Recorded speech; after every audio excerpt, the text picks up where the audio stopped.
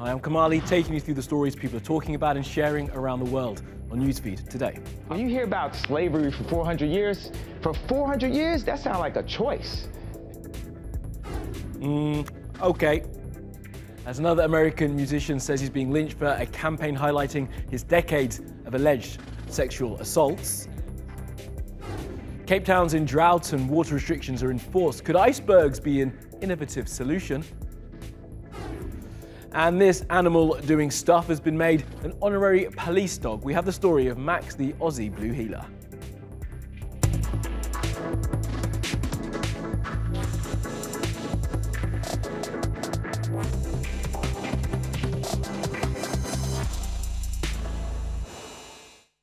Right, at the top of the newsfeed, Kanye West. He's done another interview, this time with TMZ. And as you may have seen, in fact, it's not even really an interview. It's more him saying stuff he describes as freedom of thought, but which anyone who watched some of the clips we're about to show will see they're just random statements that expose his lack of critical thinking and intellectual rigor. The first we'll show you displays his political naivety. Here he's defending his love of Donald Trump.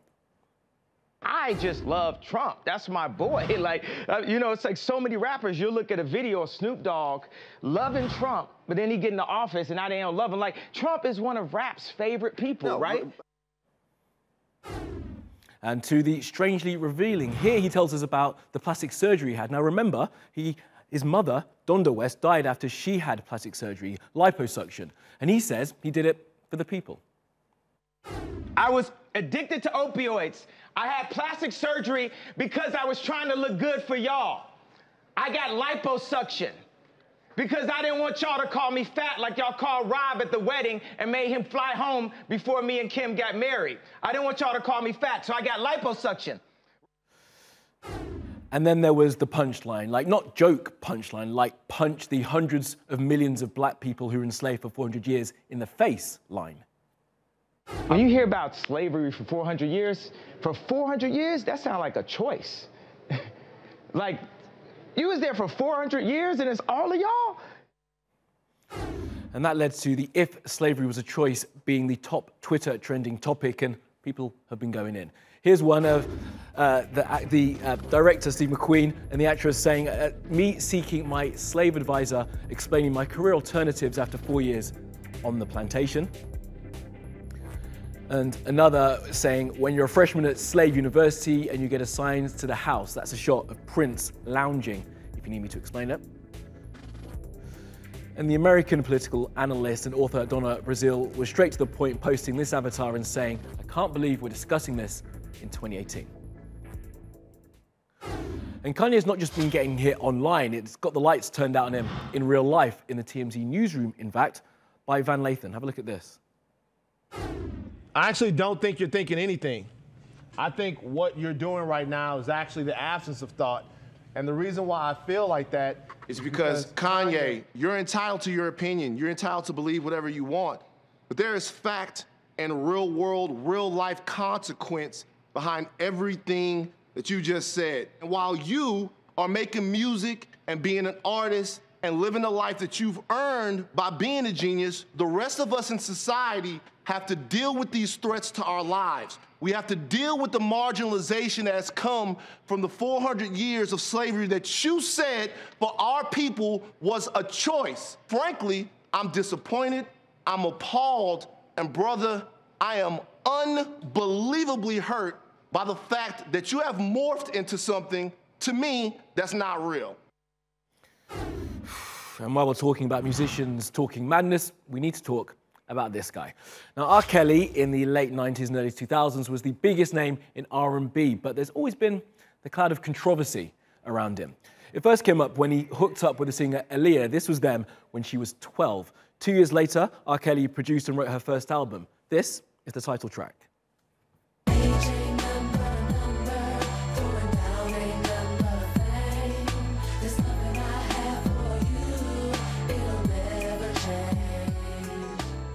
Now, a year later, when she was 15, they got married. This is their marriage certificate. R. Kelly was 28, but the marriage was annulled less than a year afterwards after her parents, quite rightly, flipped out. Now, fast forward to 2008, when he was cleared of child pornography charges. There are way too many of those details to go into right now.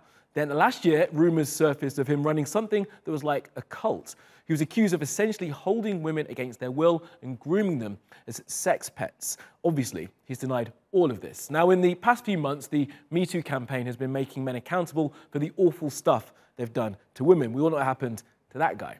But R. Kelly has largely escaped the heat until now. Women of colour have been throwing their support behind a hashtag which has been running for a while. It's called Mute R. Kelly. As a result, his upcoming Chicago show has been cancelled, and this is his response on Twitter.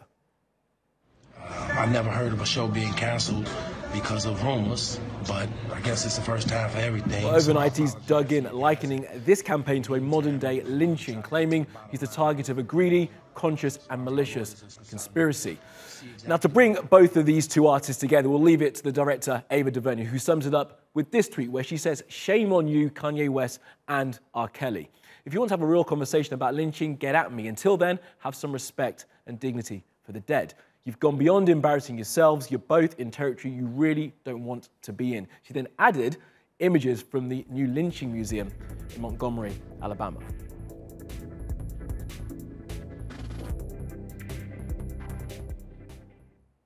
Now, another big story that's trending today, Facebook, going back to what it was, a place for people to hook up, or as my producer reminded me, a way for people at elite universities to rate the attractiveness of their fellow students.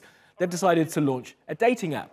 So just when the world's concerned about the amount of data the social network has on us, it wants even more so it can try and set you up with people.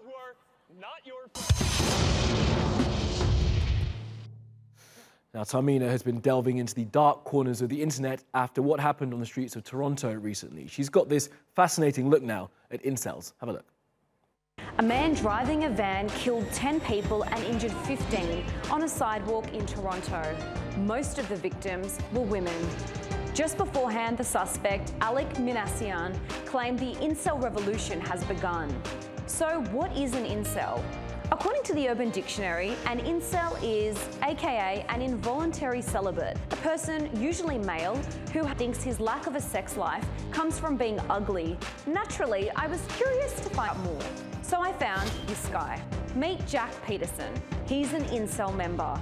That's his pseudonym, by the way. He's 19 and not at all what I imagined when I think of an incel. Yeah, I don't have a girlfriend. I haven't had a girlfriend in quite some time. He found out about the group on Reddit about a year and a half ago.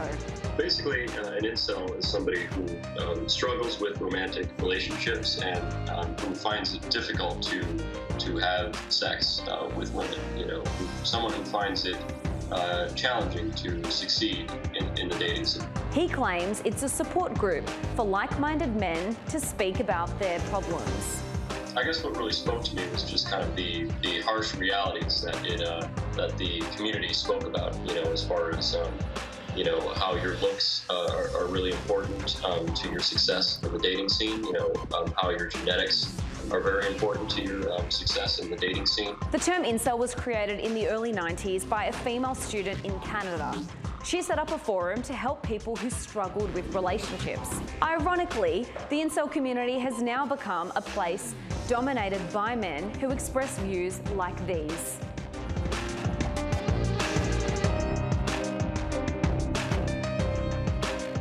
It's pretty hard to feel sympathetic for these guys when you're trolling through this garbage. But Jack has a very different view of the incel community. And can you read us any of your posts? Every now and then I'll put some music on, sit here and just post and read threads for hours and hours. It distracts me from the depressing reality of my life. I don't have a girlfriend or any friends or anything going for me at all, but at least I have you guys. He struggles with depression and bipolar. Most of my low self-esteem comes from just a lifetime of bullying. I mean, I haven't been bullied since since I was in school, but I think, you know, so many years of bullying and rejection will put you in a place where you feel like you're never going to be able to dig yourself out of this rut. My long-term goal would be to, find a decent girlfriend, get a stable career that I enjoy, and to just basically self-improve as much as I can. So are incels just lonely men supporting each other?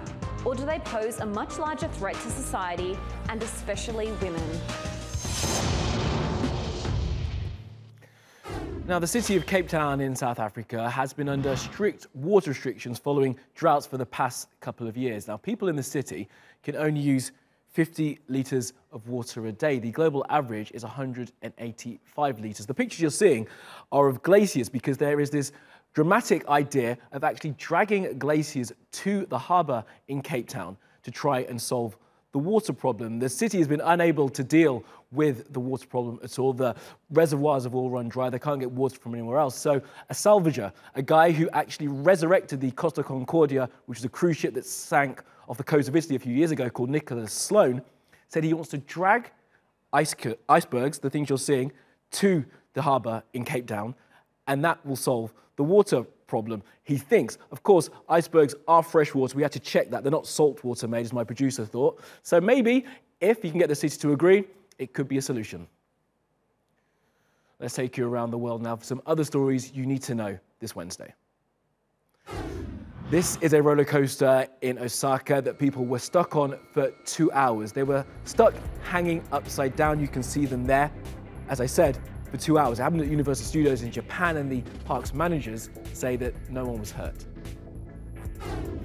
Now, remember this, President George W. Bush dodging not one but two shoes thrown at him during a press conference in Iraq back in 2008. Well, now the thrower says he wants to be the guy getting shoes thrown at him. He's entering Iraqi politics and will run for parliament. Such a good dodge. Crazy ass kangaroos have been doing this to people in Australia. These are pictures of actual kangaroo attacks. Apparently, it's because the kangaroos have become addicted to carrots, or carrots as well as other human snacks that tourists have been feeding them. Now, it's happening in New South Wales, and the marsupials have been beating up on the locals. An MP there says they just need to stop feeding them full stop. Or, if you remember those pictures from the olden days when they used to put boxing gloves on kangaroos, they could do that. That would, I'm assuming, be much more fun.